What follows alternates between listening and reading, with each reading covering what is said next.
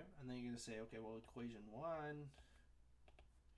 and equation 2.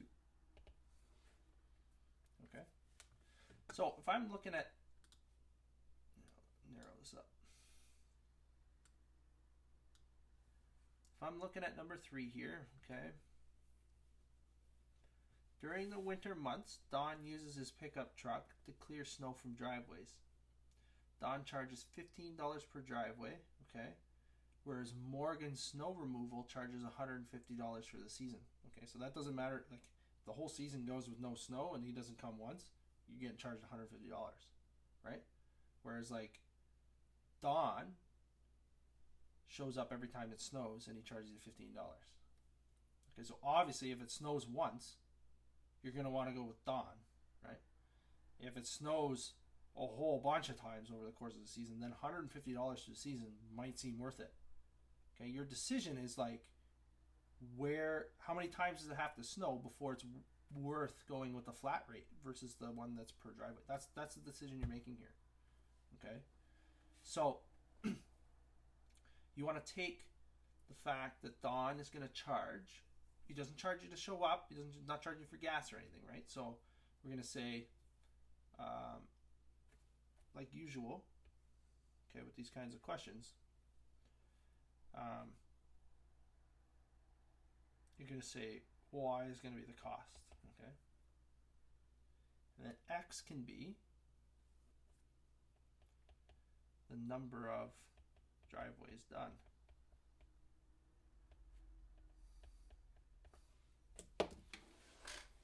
Okay?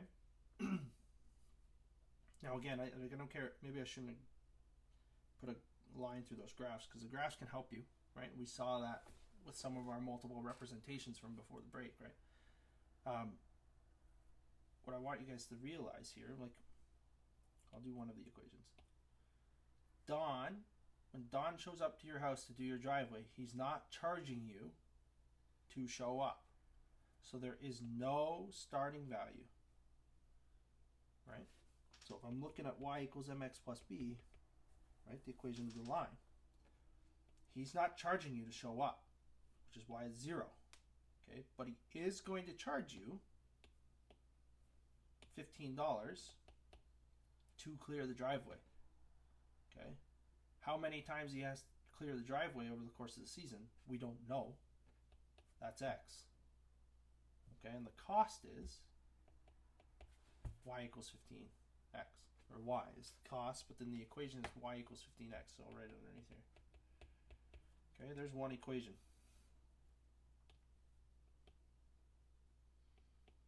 Okay, now if we take a look at Morgan's snow removal, okay, Morgan's just going to charge you, it doesn't matter how many times Morgan shows up, right? So this like slope piece, or like per driveway or number of times, that's going to be like, it doesn't matter, right? So if I write y equals mx plus b underneath here,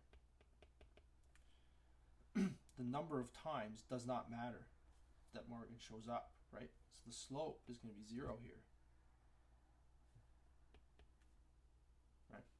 Doesn't matter if Morgan shows up 3,000 times, right? She's still only going to charge you the $150.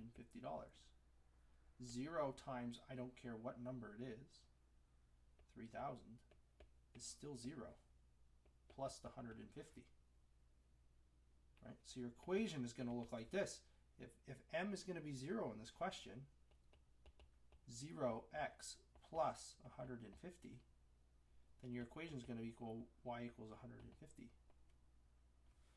I think we briefly talked about what that actually looks like on the graph, which is maybe something worth doing right now, right? We can go have a look at, if I open up Desmos here, we'll plot these two lines. I'll zoom out a little bit. Okay, so a good indication of, when you guys are working on these questions, a good indication that you've done these right, and not all the time, especially with dealing with money, but if you get a number, most of the time whoever's made these questions has gone through these to like make sure that you get nice numbers, no decimals. Okay, money can be a bit sticky, and because decimals make sense with money, because it's cents. But if you go through these and you get a number, like an answer that's no decimal, is like 0.0, chances are you've done it right. So we'll see what happens with this question. I don't know, I haven't done it yet. But we can check and see what our answer is going to be and what we should expect to get, right? Just from plotting the equations, right? So y equals 15x.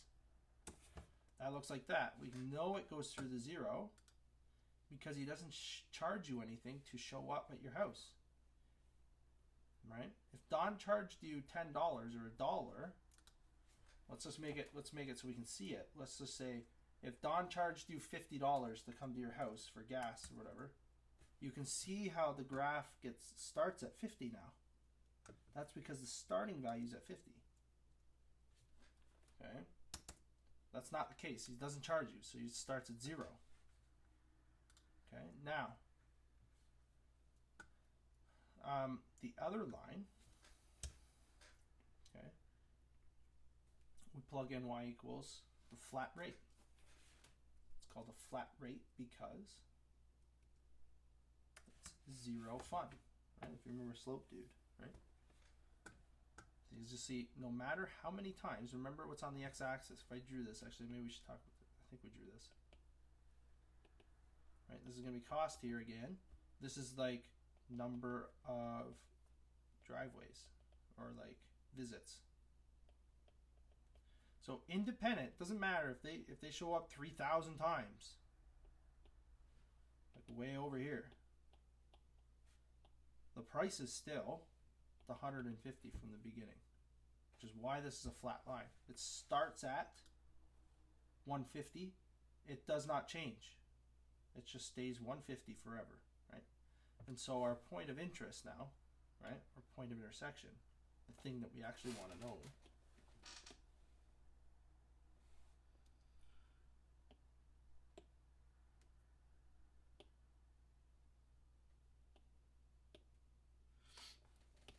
okay, the thing we actually want to know is like where these two lines cross, because that's our decision point, right? That's what we want to figure out. So we can see whether or not we're right or wrong. Well, conveniently, it's a nice number. The answer, okay, I'm just going to write it down here just for everybody so we know we're right when we get there, okay? Or if we're wrong, is 10 and 150. Okay?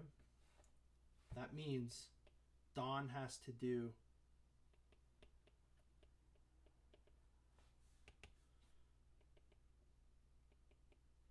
driveways.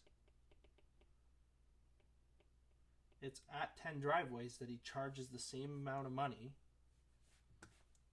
as Morgan. Okay, so you kind of taking a gamble there, right? Like, okay, was it going to snow more than 10 times or less than 10 times, right? Right? So you need to, like, I don't know, at least you're making an informed decision, or like you're taking a guess, right? Or you're going to have Don come out and clear your driveway 10 times, right? He's going to charge you 150. More than 10, obviously, if you plug in 11, he's going to charge you more than 150. So then it makes sense to go with Morgan, right? So we know what the answer is. This isn't a pretty easy question from the standpoint of like the 5 steps, because our equations look pretty easy, right? But they're still written in like both variables are isolated. This is a pretty easy question when you actually break it down. Okay, so I'm just going to follow the same steps. Like I'm going to write my two equations, y equals 15x and y equals 150. Okay, well, first step says isolate for the variable. Well, the variables are already isolated, like the y is already isolated anyway. So now you get the same situation as earlier. We can write 15x is equal to y, right? That's this one. But y is also equal to 150. So these two pieces are equal to each other, right? And so I can drop the y in the middle and say 15x is equal to 150. Divide both sides by 15 to get x by itself. x equals 10. Well, x is the number of driveways, right? So how much does it cost to do 10 driveways? Plug it back into either of the two equations. Well, for this one here, there's nowhere to plug it in, so you're stuck plugging it into there. Y equals 15 times 10, 150. That's how the graph arrives at that answer. Okay. 3 and 4. Oh, 4 is kind of tricky too, actually.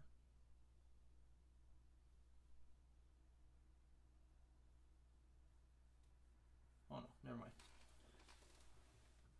It's a little bit, well, it's not really that much harder. This whole sheet is like manageable from the standpoint of like the skills I gave you in the first 2 questions from this morning. You can do that entire sheet, okay?